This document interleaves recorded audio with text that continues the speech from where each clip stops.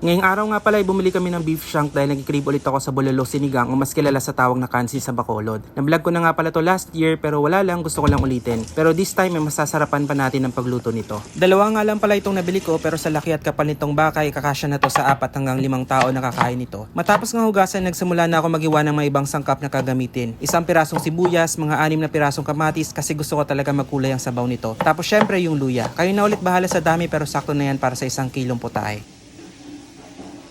Pagkatapos niya ay nagpainit na ako ng mantika sa kawali at syempre gaya ng ginawa ko last time at sa natutunan ko sa pagluto nito, ay gagamit ako ng anato or chwete na igigisa natin sa mantika para sa karagdagang kulay kapag iprinito na natin yung baka. Sumunod naman dyan ay nalagay ko na itong baka. Sundin lang ang gantong pagprito ng bahagya sa magkabilang side at siguraduhin bantayan para hindi maprito ito ng gusto. Pandagdag flavor din kasi ang may katamtamang toast sa laman ng baka na maghahalo sa sabaw ng ating bulalo sinigang.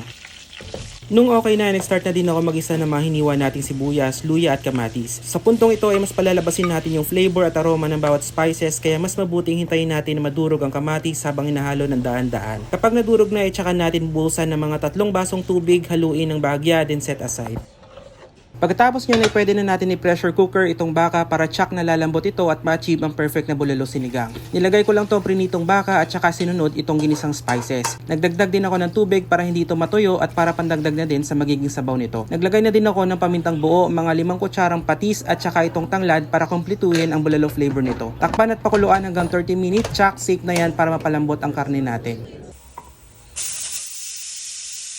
After 30 years, 30 minutes, pwede na ulit ito hanguin. At ayan na nga, nakikita nyo naman na namumula ang sabaw nito dahil sa nilagay nating atsuete at kamatis. Pero syempre, di pa natatapos dyan. Pakuluan lang ulit ito sa mihinang apoy at ilagay ang ibang gulay gaya ng langka. Inuna ko na nga lang itong langka dahil medyo matagal ito palumbutin. At nung malambot na ang langka, ay tsaka ko nilagay itong pampaasim na sinigang mix sa gabi. Sinunod ko na din ilagay ang 4 na pirasong sili para may konting sipa ng hang at tsaka sinabay ang walang kamatayang kangkong sa sinigang. Syempre, laging present yan sa sinigang. Wala na pala akong ibang gulay na ilalagay kasi sa tingin ko ay ayos na ito pero pwede pa din naman kayo magdagdag ng okra o kaya naman talong. Sa puntong ito, ibantayan lang na hindi ma-overcook ang mga gulay, haluin ng bahagya, tikman kung sakto ng lasa at yan pwede nang ihain. At for sure na mapaparami na naman ang kain ko nito dahil sa sabaw pa lang ay matatakam ka na talaga. Yung combined flavor ng bulalo at sinigang talaga ang nagpa-espesyal sa putahe na to. Hindi mo isipin na bulalo lang ito o kaya naman sinigang lang ito dahil equal ang lasa ng mga ito. Malamig na panahon na nga lang ang kulang para mas perfect ang pagkain nito. O siya, hanggang dito na muna at sana masarap din ang kainan nyo. Hanggang sa muli, bye-bye!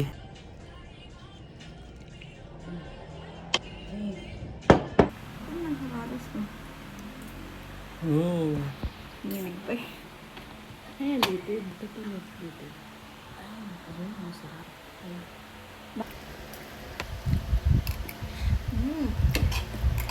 K-N-S-I?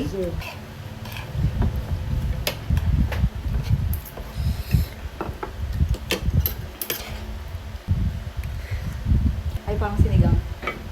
Sinigang nga. Ano mo kasi? Baka lang.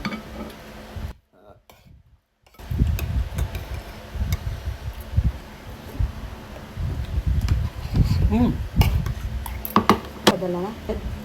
Ilan pinadala nyo?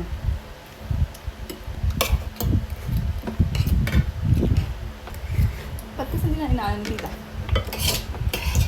Hindi.